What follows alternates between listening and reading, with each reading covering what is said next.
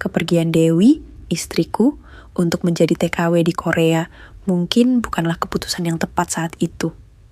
Pada bulan-bulan awal kepergiannya, permasalahan nafkah batinku sebagai suami memang belum begitu nampak. Halo sahabat tinta, Pena Story. Kali ini ada kisah menarik nih. Jangan lupa bantu tembusin target admin sampai 250 like ya, agar admin lebih semangat.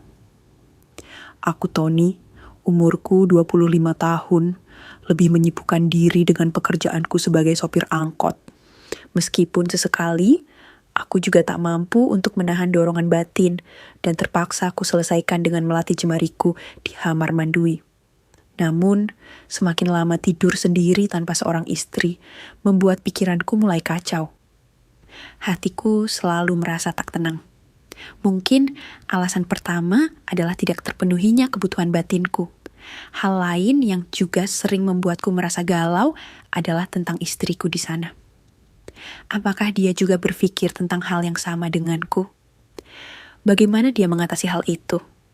Apa jangan-jangan dia akan selingkuh? Pikiranku terus berkecamuk. Ketika ku ingat bahwa orang Korea sangatlah tampan, apakah istriku bisa menahan jika ada yang menggodanya? Saat itu, daripada aku pusing sendiri, akhirnya aku memutuskan untuk mencari jajanan malam dengan mengunjungi panti pijat di daerahku. Malam selesai mengantarkan penumpang terakhir, aku memutar haluan ke tempat yang kumaksud tadi. Setibanya di sana, seorang ibu-ibu setengah baya langsung menghampiri mobil angkotku. Masnya cari yang medium atau yang biasa? Tanyanya. Aku agak bingung dengan istilah yang digunakannya, tapi tak urung, aku pun kembali bertanya. Apa bedanya, Bu? Yang biasa 100.000, tapi kalau yang medium 200.000. Jawabnya. Yang medium aja, Bu, kataku. Oke, tunggu di sini sebentar ya, Mas, jawabnya. Aku duduk di bangku depan mobil angkotku dengan membayangkan hal-hal baik yang akan kudapatkan nanti. Aku berharap aku tak kecewa datang ke tempat itu. Karena selain biayanya yang lumayan, setidaknya keinginanku bisa teratasi. Saat sedang asyik membayangkan hal-hal baik itu, tiba-tiba ibu-ibu tua tadi memanggilku. Masnya langsung saja jalan ke lorong 2, kamar nomor 3 sebelah kanan. Aku pun mengangguk dan langsung melangkah menuju ruangan yang dimaksud. Sebuah kamar sederhana dengan pintu yang sudah usang. Ketika ku buka pintu, nampak seorang wanita sedang bersantai di tepi kasur membelakangiku. Tanpa membuang waktu dan tanpa menyapa wanita itu, segera kusiapkan timunku. Aku melangkah dan menariknya. Namun, alangkah terkejutnya aku saat aku tahu jika wanita itu ternyata wanita yang masih tinggal satu rumah denganku. Dia adalah adik istriku, Nia namanya. Aku kaget, tapi beruntung wanita itu ternyata bermaksud bercanda denganku. Ia tersenyum dengan mata yang sengaja ditutup kain. Aku malu, jadi gak masalah kan kalau aku gak lihat kamu? Ujarnya. Aku tak menjawabnya karena khawatir jika aku bersuara, ia pasti mengenaliku. Akhirnya, tanpa membuang waktu, aku kemprut dia. Lantunan syahdu pun bergema, suara yang sering ku dengar saat kami bercengkerama di rumah. Setelah segala sesuatunya rampung, maka ku rubah posisinya, lalu kasihkan timunku seperti saat bersama istriku. Jujur ku akui, kue lapisnya memang sangat berbeda. Bukannya mudah, justru sedikit sulit karena mungkin usianya masih muda dan tentu masih sip juga. Dalam keremangan cahaya lampu temaram, bisa kudapati raut wajahnya begitu tak tenang. Bisa jadi ia senang atau mungkin malah sebaliknya. Kendati demikian, tetap ku kemprut dengan senang, meski sesekali tersendat-sendat karena mungkin faktor usianya. Namun, karena aku yang memang telah lama tak mendapat kemprutan, baru beberapa kali aku tiba lebih dulu dengan meletakkan santan pada wadahnya itu. Setelahnya, sesaat setelah mengatur kembali posisi, wanita itu lantas membuka penutup matanya. Dia terkejut tak percaya, karena Yang sedari tadi mengemprutnya adalah kakak iparnya. "Hah, Mas Tony?" "Iya," jawabku. "Ini aku Nia, ayo pulang." Mungkin karena sungkan atau apa, Nia lantas merapikan bajunya. Begitu pula denganku. Kami berdua langsung melangkah pergi menuju rumah. Selama di jalan, aku dan Nia hanya saling diam. Aku tidak berani memulai percakapan karena aku merasa sungkan dengan apa yang telah kami lalui tadi. Sementara Nia sendiri tentu juga malu karena ketahuan telah bekerja di tempat jajanan itu. "Maafin Mas Tony ya," kataku sambil terus menatap ke depan, seakan-akan sedang konsentrasi penuh pada jalanan. "Nia juga, Mas," jawabnya singkat. Mas tadi benar-benar hilaf. Mendengar ucapanku, nampak Nia menunduk. "Kamu kan tahu kakakmu jadi TKW. Tadi pun Mas baru pertama kok. Dan asal kamu tahu, ini pertama kali Mas ke tempat itu." Ungkapku berusaha memecah kebekuan antara aku dan adik iparku. Tapi Nia berterima kasih sama Mas. Tiba-tiba Nia menjawab dan membuatku terheran. "Maksud kamu?" tanyaku. "Iya, makasih. Sudah jadi pelanggan pertama," jawab Nia. "Apa? Jadi?" Belum selesai aku menyusun kalimat, Nia lebih dulu menjawabnya. "Hari ini, hari pertama Nia kerja di sana. Dan Mas Tony adalah orang pertama yang mengambil," ujarnya, membuatku kaget bagai disambar petir. "Tapi Nia beruntung, Mas," katanya, membuatku lagi-lagi terheran. "Apa maksudnya?" tanyaku terbata. "Nia senang, Mas, karena impian Nia akhirnya terkabul. Dan Mas tahu, Mbak Dewi itu gabuk, Mas. Seharusnya Nia yang jadi istri Mas Tony. Dan sebenarnya, Ibu ingin kita nikah, Mas. Karena Mbak Dewi gak bisa memberi cucu untuk Ibu, dan Ibu ingin ada anak kecil di rumahnya," katanya. "Aku jadi tambah bingung nih," kataku menyela penjelasannya. "Mas tahu kenapa Mbak Dewi jadi TKW? Dia jadi TKW bukan karena ekonomi, tapi karena jengah disuruh ibu memberi cucu," katanya, mencoba membuka sebuah rahasia yang jujur aku sendiri tidak menyadarinya. "Apa beneran ibu ngomong kayak gitu?" tanyaku ragu. "Kalau Mas gak percaya, tanya aja sama ibu Mas," katanya lagi. Selanjutnya, Nia juga menjelaskan alasannya. Kenapa ia sampai bekerja di tempat jajanan tadi. Alasannya tak lain karena ingin mencari pengalaman, dan setidaknya ia tidak kaget saat ada pria yang meminangnya nanti, meski pada akhirnya pria itu adalah aku, kakak iparnya. Singkatnya, tak lama kemudian sampailah kami di depan pintu gerbang rumah. Waktu itu sekitar jam 2 pagi.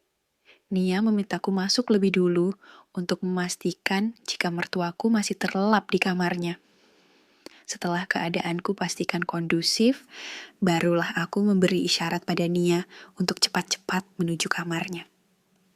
Aku memang masih tinggal bersama mertua dan juga adik iparku, Nia, lantaran belum bisa membeli rumah. Istriku menyarankan untuk tinggal sementara sampai bisa membeli rumah sendiri. Sesaat setelah Nia masuk ke kamarnya, ibu mertua mendadak keluar dari kamarnya. "Baru pulang, Ton?" sapa beliau saat aku sedang mengunci pintu. Aku mengangguk dan tersenyum. "Ibu buatkan teh ya?" katanya menawarkan diri. "Ah, gak usah, Bu. Tony mau istirahat saja," jawabku.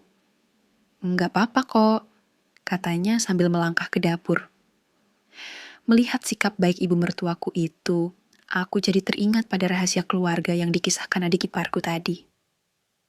Aku mencoba lebih menerima sikap para wanita di sekitarku dan tidak bertingkah sok baik seperti biasanya. Jadi, ku biarkan ibu membuatkan teh. Sementara, aku menuju kamar mandi untuk mencuci muka. Setelah selesai, nampak beliau duduk di meja dengan segelas teh yang ia buatkan untukku. "Ini tehnya Ton, diminum dulu," katanya. "Iya Bu, makasih," jawabku sambil duduk menemaninya di ruang makan. "Ton, ibu mau kamu jujur sama ibu," katanya. "Tentang apa, Bu?" tanyaku. "Selama istrimu jauh, apa kamu gak kepikiran? Tanya ibu mertua seolah memancung arah pembicaraan. Ya kepikiran bu, jawabku. Enggak, maksud ibu, apa kamu gak kepikiran ingin ngemprut? Tanya ibu mertua sambil memberi kode dengan kedipan mata. Gimana ya bu? Jawabku ragu. Yang namanya suami, ya pasti iyalah bu. Tapi, mau gimana lagi? Jawabku. Ton, kalau kamu gak keberatan, gimana kalau sama Nia saja? Toh istrimu juga sudah salah membiarkanmu sendiri kayak gini. Ungkap mertuaku yang ternyata senada dengan ucapan Nia tadi. Tapi bu, aku mencoba mencari alasan lain. Jangan tapi-tapian Ton. Ibu kan ingin ada suara anak kecil di rumah ini. Kamu kan tahu sendiri, sudah lebih dari 2 tahun istrimu gak bisa. Kata ibu mertuaku, sepertinya sudah mulai mengungkapkan maksud yang sebenarnya. Yo wes lah bu, Tony akan bicara sama Nia nanti, kataku. Ibu tersenyum kepadaku dan beliau pun nampak bahagia sekali. Sabar Ton, ibu tahu kamu sudah lama gak ngemprut, itu wajar. Ibu yang sudah tua aja masih ingin ngemprut kok, kata mertuaku sambil tertawa dan membuatku tersipu. Tapi setelahnya mendadak beliau beranjak dan mendekat ke arahku. Nanti, kalau kamu ngantuk, istirahat di sana aja ya, ujar ibu mertuaku sambil menunjuk kamarnya. Sontak aku kaget sekaligus heran. Memangnya kenapa bu? Tanyaku. Pokoknya ada aja, jawab beliau sambil mengambil gelas teh di hadapanku yang telah kosong. Beliau membawa gelas itu ke dapur, meninggalkan aku yang masih berpikir tentang ucapannya itu. Kenapa ibu ngomong kayak gitu? Apa jangan-jangan ibu juga pengen ngemprut? Pikirku sambil menggelengkan kepala, menepis pikiran baik itu. Aku lantas beranjak menuju kamarku, mengabaikan ucapan ibu mertuaku tadi. Tapi ketika aku baru sampai di depan pintu, secara bersamaan ibu mertuaku mematung di depan pintu kamarnya. Beliau tersenyum saat aku menoleh, lalu secara mendadak beliau memanggilku. Ton, sini, katanya sambil melambaikan tangan, lalu melangkah masuk. Aku sempat terdiam beberapa saat. Entah kenapa, lagi-lagi aku harus dihadapkan pada pilihan yang begitu sulit. Perang batin pun sempat singgah di benakku. Tapi, jika kupikir lagi, bukankah beliau hanya memintaku untuk menemaninya saja? Setelah menimbang-nimbang, akhirnya kuputuskan untuk menemui mertuaku di kamarnya. Aku membuka pintu dan nampak beliau duduk di depan meja hias dari kayu. Tapi, melalui cermin rias itu, nampak beliau memperhatikanku seolah memberi isyarat sunyi untuk menutup pintu. Aku berpikir, mungkin beliau ingin curhat atau sekadar ngobrol saja, sehingga aku pun menurutinya. Tapi setelah menutup pintu dan berbalik, secara bersamaan beliau beranjak dari kursinya dan serta-merta mempresentasikan melon yang nampak layu karena usia. Sontak jantungku dak-dikduk, belum lagi ketika beliau berputar-putar di depan cermin, lalu melambaikan tangan ke arahku. Sebagai pria yang memang sudah lama tak mendapat kemperutan, tentu pikiran baikku pun timbul. Dan seketika itu, timunku hormat. Aku tak lagi memikirkan istriku.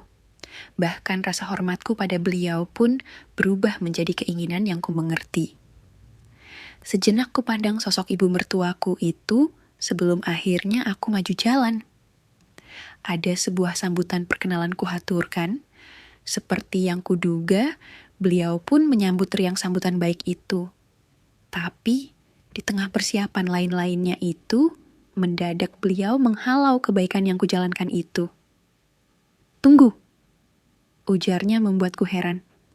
Kenapa, Bu? Tanyaku. Di situ aja, sahutnya sambil menunjuk di sesuatu di sana. Hatiku lega, karena sebelumnya kukira beliau akan marah dengan niat baikku itu.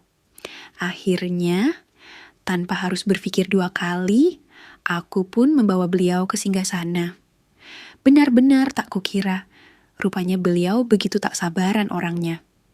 Pasalnya baru saja aku duduk di tepi dipan, mendadak beliau mengambil timun yang memang terhormat saat itu. Sontak saja alunan merdu pun bergema karena beliau begitu gesah. Aku pun tak ingin melewatkan pengemperutan itu. Setelah mertuaku rampung, segera aku balas kebaikan tersebut dengan haturan sambutan sebisaku. Yang lama ya, Ton, ujarnya. Tony usahakan, Bu, sahutku. Mendengar hal itu, nampak beliau begitu ceria, jelas berbeda dengan waktu-waktu biasa. Bisa ku maklumi, mungkin memang sejak dulu beliau mengharapkannya, tapi mungkin beliau ragu untuk mengutarakannya. Aku tahu jika sampai aku tiba dulu, pasti beliau akan kecewa. Tapi karena bateraiku telah lobat lantaran masalahnya tadi, akhirnya terpaksa aku pun tiba di lebih awal dari biasanya. Udah selesai ya, Ton? Tanyanya sambil mengatur laju angin. Iya, Bu. Maaf ya, jawabku. Iya, tidak apa-apa, jawab ibu mertua sambil tersenyum. Mendengar itu, aku pun sedikit kaget. Rupanya saat itu bukanlah untuk pertama dan terakhir kalinya, melainkan besok-besok beliau masih mengharapkan kemperutanku datang kembali. Singkatnya, waktu berlalu begitu cepat dan sesuai janjiku pada ibu mertua. Akhirnya, aku pun menikah dengan adik iparku. Perawakannya memang tidak terlalu jauh dengan istriku. Dan sejak saat itu, aku sangat bahagia karena telah ada seseorang yang akan menemani di setiap aku mengalami masalah-masalahku. Aku pun sempat pula juga menceritakan peristiwa yang pernah kulalui bersama ibu mertuaku. Dan respon dari Nia justru senang mendengarnya. Kalau Nia sih gak keberatan, Mas. Yang penting kamu adil. Karena Nia juga bisa nikah kan berkat ibu juga. Jadi anggaplah Nia ini bagi-bagi rezeki, Mas. Ujarnya saat kami ngobrol di ruang tamu. Dan ya, begitulah kisah rumah tanggaku. Sepulangnya istriku dari TKW, ibu mertua juga telah menjelaskan yang sebenarnya. Dan respon dari istriku pun hampir sama seperti adik iparku. Bahkan dia ikhlas, meski pada akhirnya kami berpisah. Dan dia pun memilih untuk melanjutkan kerjanya menjadi TKW. Kini 2 tahun sudah aku menjalani rumah tangga. Semua berjalan baik-baik saja. Apalagi dengan hadirnya suara anak kecil di rumahku, semakin membuat keluargaku semakin sempurna. Demikianlah kisah yang kualami beberapa tahun yang lalu. Di sini, aku hanya sekadar bercerita tentang pengalamanku dan tidak untuk dicontoh maupun ditiru. Terima kasih yang sudah menonton sampai akhir. Jangan lupa like dan subscribe Tinta Pena Story agar tidak tertinggal cerita yang lebih menarik lainnya. Dan satu lagi, bantu like video ini sampai 250 like agar admin semakin bersemangat menghibur teman-teman semua.